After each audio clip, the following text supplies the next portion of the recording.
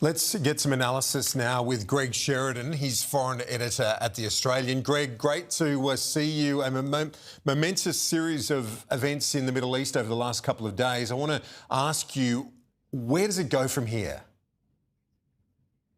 Well, Kieran, great to see you and great to be back after a short absence.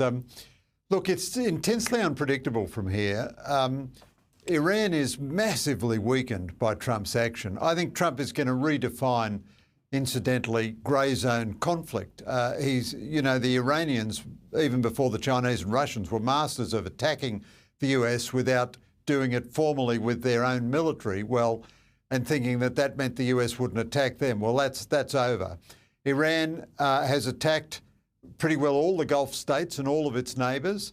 I think that's a dumb thing for them to do, although you can see that they're trying to, present their own deterrence by saying that if they survive this, it shows if you attack them, there are region-wide consequences. But they have solidified the very strong anti-Iranian sentiment all through the Gulf and through the region. Those countries will now look even more closely to the US. The US can destroy Iran's missiles and nuclear capabilities and governing capabilities. It's not clear whether they can destroy the regime. And I think the confusing statements we've heard of the administration the last day or so about the objectives now are just to destroy missiles, not to change the regime. I think that's inherently dishonest. They want to change the regime, but I think they'll have to keep going for some time to have any chance of that. Yeah, and in terms, I was reading your piece today in The Australian, you say that in terms of the history of this, they've got Trump has got the right friends and the right enemies at the moment. He's doing, this is a noble thing that they're doing. How does it fit within international law in your view, and what are the economic implications out of all of this? Well, yes, I think Trump has got the right friends and the right enemies. The Albanese government deserves praise for backing the Americans. The international law situation is much murkier than people would have us believe. First of all, the United States and Israel have a perfect right under self-defence to retaliate against Iran. This is what I was saying about the grey zone thing. You can't have a situation in which a nation can continually attack you, but because it hasn't sort of formally declared war and moved the tanks across the borders, you can't retaliate.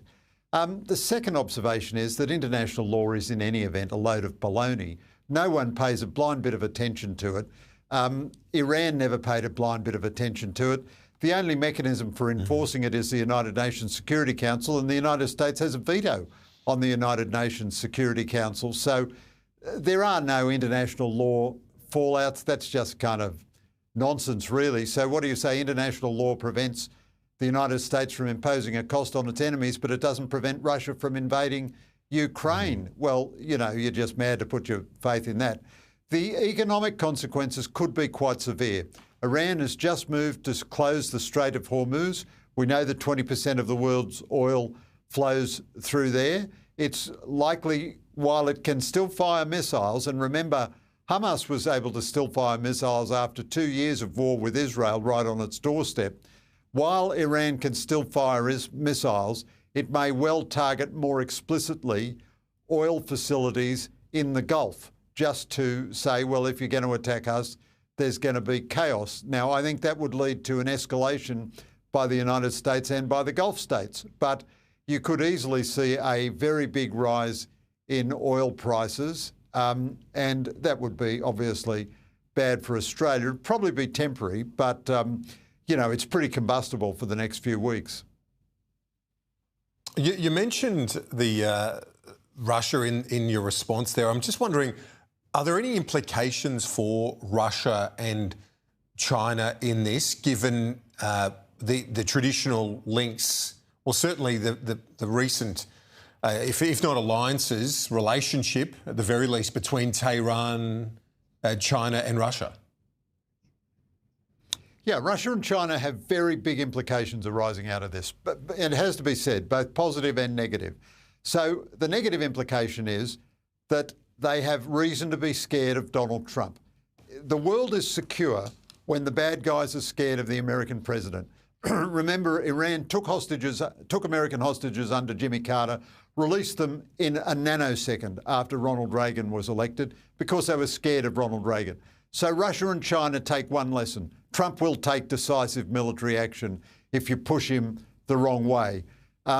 Secondly, they probably lose a functional ally. Iran has been supplying drones to Russia and supplying oil to China.